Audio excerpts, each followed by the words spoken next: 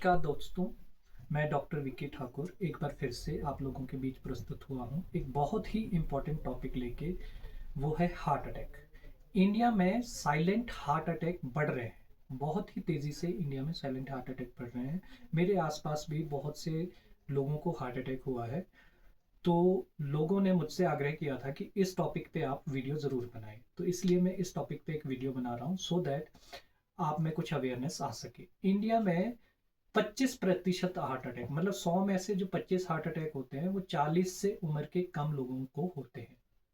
अब इसका मेन कारण क्या है हार्ट अटैक होने का?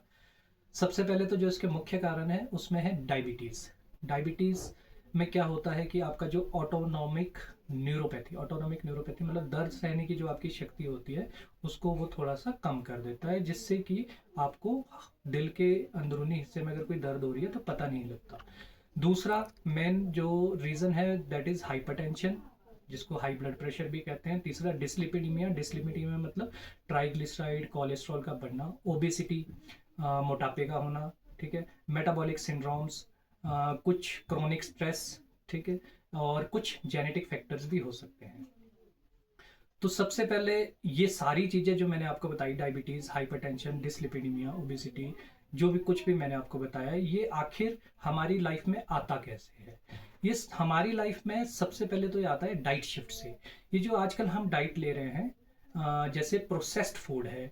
प्रोसेस्ड फूड का मतलब होता है कि किसी फूड में कोई चेंज कर दिया जाए, जैसे और कुछ केमिकल चेंज कर दिया जाए या कुछ और चेंज कर दिया जाए और उसकी जो नेचुरल थिंग थी वो हटा दी जाए, उसको प्रोसेस्ड फूड कहते हैं। प्रोसेस्ड फूड में जो सबसे ज़्यादा जैसे कुरकुरे, आपके चिप्स, ये हो सकते हैं। रिफाइंड फूड हो गए, रिफाइंड फूड में मैदा हो गया और चीनी और बेकरी प्रोडक्ट्स। ठीक है। इस तरह से जब हम ज़्यादा हैवी खाते हैं, ऑयली खाते हैं और अभिसंधि खाते हैं, अभिसंधि का मतलब होता है जो हमारे चैनल्स को ब्लॉक करता है, उससे मेद की वृद्धि होती है। मेद यानी फैट की वृद्धि होती है। ठीक है।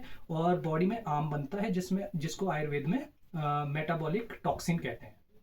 और उससे स्त्रोतरोध होता है। स्त्रोतरोध मतलब चैनल्स ब्लॉक होते हैं। माइक्रोवास्कुलर जो चैनल होते हैं हमारे हार्ट के अंदर की जो नालियां होती है वो ब्लॉक होती है और उससे हमें हार्ट अटैक आने का खतरा होता है।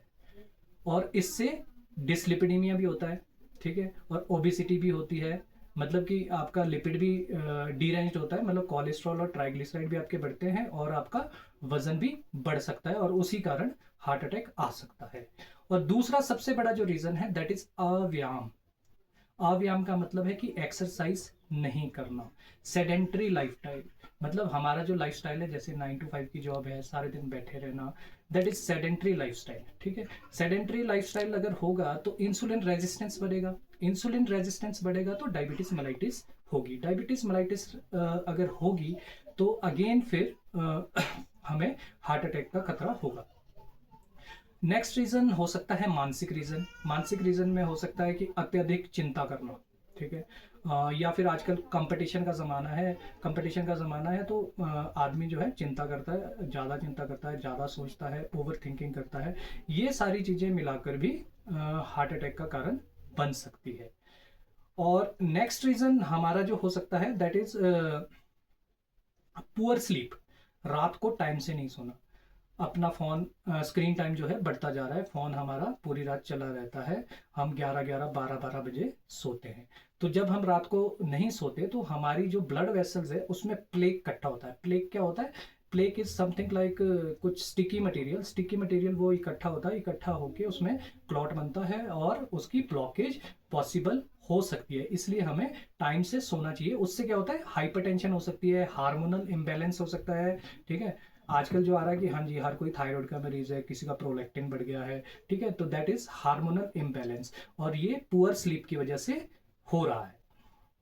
इसका जो एक और फैक्टर हो सकता है दैट इज जेनेटिक। जेनेटिक क्या है कि इंडियंस में जो है कोरोनरी आर्टरी जो है, कोरोनरी आर्टरी जो है आपकी छोटी होती है, उसकी वजह से भी हम बड़े सस्पेक्टेबल हैं हार्ट अटैक के लिए। और इसके अलावा इंडियंस में जो H D L is a high density lipid, जिसको गुड कोलेस्ट्रॉल कहते हैं। तो ये गुड कोलेस्ट्रॉल जो है इंडियंस में कम होता है। तो इसलिए लाइफस्टाइल में अगर हमने थोड़ा सा भी एरर किया तो हमारे को बहुत जल्दी से ये डिजीज आती है। अब अपनी लाइफ में हम चेंज क्या करें? अब चेंज क्या करें कि भाई ये सारी चीज़ें हमें चेंज करनी पड़ेगी सो दैट हमें हार्ट अटैक ना हो या डिस्लिपिडीमिया ना हो या ओबेसिटी ना हो। सबसे पहले तो हमें क्या चेंज करना है, हमें गाड़ी छोड़नी है। यदि हमें 2 किलोमीटर 4 किलोमीटर या 5 किलोमीटर कहीं भी जाना है तो हमें गाड़ी छोड़नी होगी, हमें पैदल चलना होगा। जब हम पैदल चलना स्टार्ट करेंगे तो हमें ये ट्राइग्लिसराइड और कोलेस्ट्रॉल नहीं बढ़ेगा और हमारा हार्ट हेल्दी रहेगा। यदि कोई आपको पैदल चलते हुए लिफ्ट भी देता है तो उसे आप ज़रूर बोलें कि नहीं, मुझे थोड़ा पैदल चलकर आना है। और इसके अलावा आपको लाइट फूड लेना है, वार्म फूड लेना है, ठीक है, और हेल्दी फूड लेना है। तभी खाएं जब आपको भूख लगे, ठीक है। और खाना जो है आप 7 बजे के बाद ना ही खाएं तो अच्छा है। ब्रेकफास्ट लाइट करें, लंच आपका मेन मील होनी चाहिए, वो आप हैवी कर सकते हैं, ठीक है। और डिनर भी आप हल्का करें। षड रस का सेवन करें। षड रस का मतलब होता है मधुर, अम्ल, लवण, कटु, तीक्त, क्षय। मधुर मीन्स स्वीट, अम्ल मीन्स खट्टा, लवण मीन्स सॉल्टी, ठीक है। कटु, कटु जैसे मिर्च का टेस्ट होता है, तीक्त मीन्स कड़वा, और क्षय मीन क्षैला। अगर ये सारे रस आपके खाने में होंगे तो आपको ना तो किसी विटामिन की जरूरत है ना ही किसी मिनरल्स की जरूरत है, तो सारे विटामिन मिनरल्स आपके पूरे हो जाएंगे। 30 से 45 मिनट लगभग आपको एक ब्रिस्क एक्सरसाइज करनी है, या तो तेज तेज वॉक करना है। स्ट्रेस को कंट्रोल करना है। स्ट्रेस को कैसे कंट्रोल करेंगे, आप अनुलोम विलोम कर सकते हैं, भ्रामरी कर सकते हैं, मेडिटेशन कर सकते हैं। ये सारी चीजें करके आप स्ट्रेस को भी कंट्रोल कर सकते हैं। और 10:30-11 बजे से पहले आपको रोज सो जाना है। इसके अलावा वीकली अपने आप को डिटॉक्स करना भी जरूरी है।